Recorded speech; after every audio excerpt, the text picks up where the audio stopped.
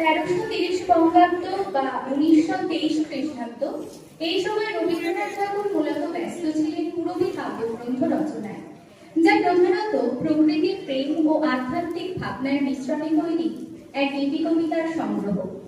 এই কাব্যগুচ্ছের স্থান দিতেই কবিতার হৃদয়ের অস্থিরতা, ঈশ্বর চিন্তা, প্রেম, বর্ষণমুখর শান্তিনিকেতনের প্রাকৃতিক শোভার সংমিশ্রণে রচনা করেন এই গান। এখন নৃত্য পরিবেশনায় মৌমিতা দাস।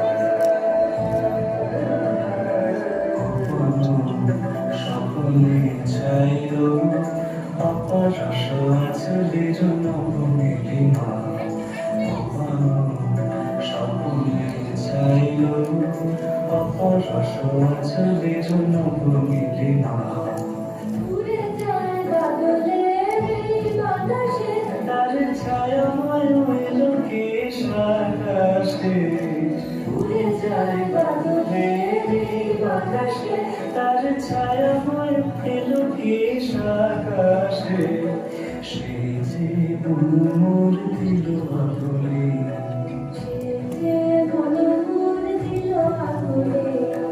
চৌলে চাকি পাখির দূরে সুবাসে, কি হয় মাতাল ধনে ধনে আকাশ বাতাসে,